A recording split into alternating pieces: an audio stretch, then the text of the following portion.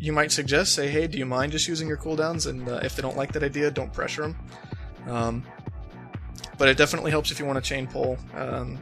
If you get someone who just feels like popping a cooldown when it's necessary, because again, odds are they're not going to need it in that 5 minutes or so from after they pop it. Of course, some instances you can complete a little bit faster than others. Events like this, or like the Escort and Halls of Stone and whatnot, does somewhat slow down your end time. And you may have noticed in that last room with the spiders there that all 5 of them managed to get back to their den to pop more spiderlings. If you control them, you can get through that room a little bit easier. Boy, just watching more bosses go down. It's, you know, sort of a strange feeling when you're going through heroics and the boss is the frickin' most boring part of it. I particularly don't like this boss because not only can you not spell reflect his abilities, but he doesn't have an aggro table. So as the tank, you're not really doing anything. Plus he has no physical attacks, so I can't revenge. This is a very boring fight for me, I have to say.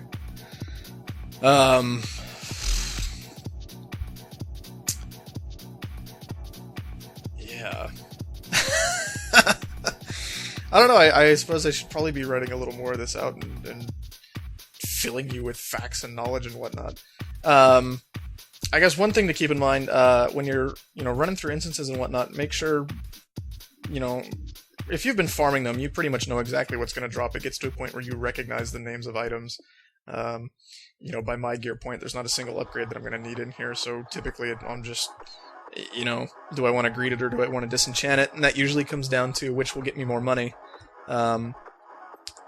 The shards on my server only sell for about 5 to 10 gold, so usually blue weapons I tend to just greed instead of disenchant and whatnot, and that's all stuff I kind of take into account.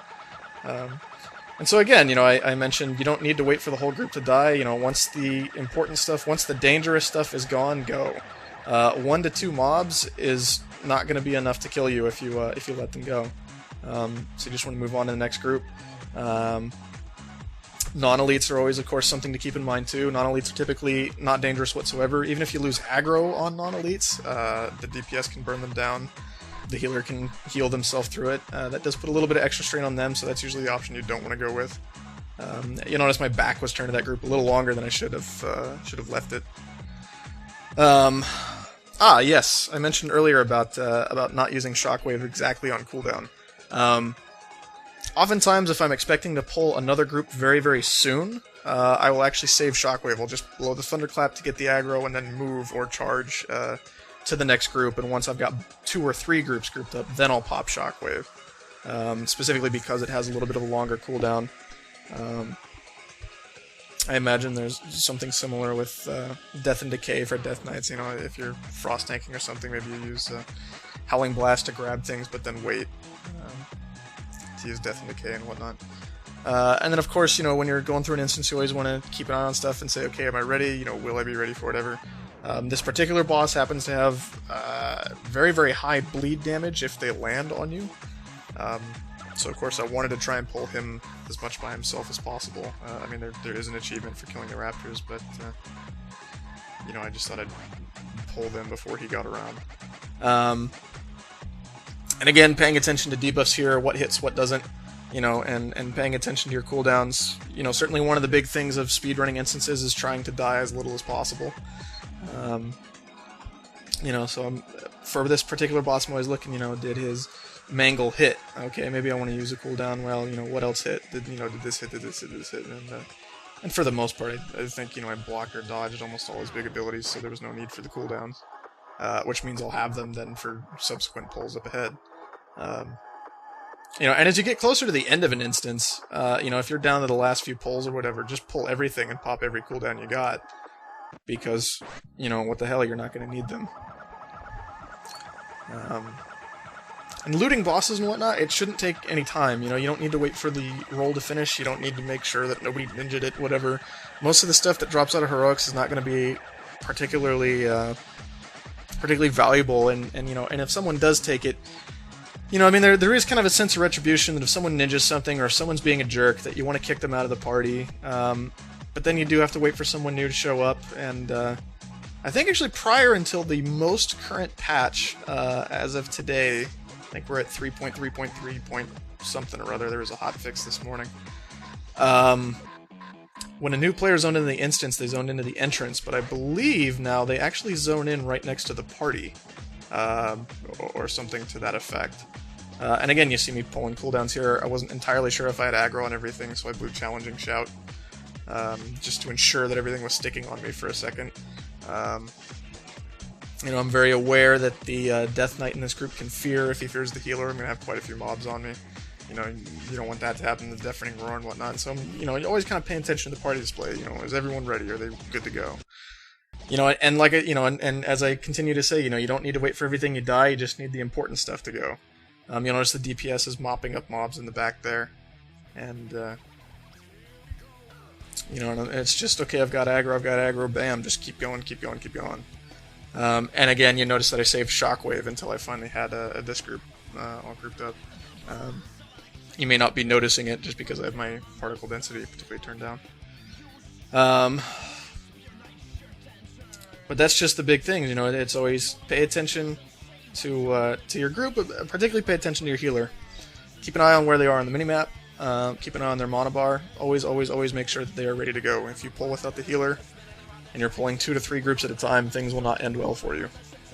Once they're good to go, just keep going. And always, like I said, just keep testing them. And if the healer, for whatever reason, if he can't keep up, I think I was having some keyboard trouble here. This wasn't me doing anything smart. This was just me kind of goofing up. And so again here, you'll notice I pull, even though the group isn't quite up yet, so, I'm safe mobs. 2 mobs I know I can last against for quite some time until the next one comes up. Grab the third one, waiting for the Thunderclap to come back up to grab some aggro. And you can see here my healer's feared, and I was actually aware of that as I pulled this next group. And given that I'm also moving out of line of sight, you'll notice I just popped Shield Wall, particularly since it's the last pull of the instance. Like I said earlier, it's not like I'm going to need it for the boss. Might as well just pop it and use it on these guys and blow through everything. I think we're coming up on the 13-minute mark of this instance. There was an old guildmate of mine when I used to play back a couple servers ago, actually, whose philosophy on pulling through these heroics and whatnot was, if you're not wiping, you're not pulling fast enough. And it was a little bit tongue-in-cheek, but there's some truth to it. Like I said, you should always be testing your healer and testing your group and saying, what are they capable of? How much AoE damage do they have? If the healer is not particularly geared, but your DPS is killing things so quickly that there's not really a need for a lot of heals, then, screw it. I think I was looking for timers here. But, that's, pretty much it. We're gotten to the boss. I believe that is the 2 o'clock mark on the clock right there, so that's 16 minutes into the instance. Certainly it could have gone faster. By all means, this is not the best run I've ever done, or my proudest moments tanking, but I think this will work well enough for you guys. So I hope this has been helpful with the visual aid, and with a bit of my commentary. I know there's nothing I said that was particularly secretive, anything that maybe not have been blatantly obvious, but just something that maybe people don't think about while they're pulling through instances and tanking. So, thank you for watching, and thank you for listening, and if you have any particular comments you'd like to leave about chain pulling through heroics and finishing them in 15 minutes or less, which most of them can be, feel free to respond. And of course, when you're done with any group, always say thank you. Be polite. Thanks for the group. Good run. Alright. I'm done. See you next week, guys.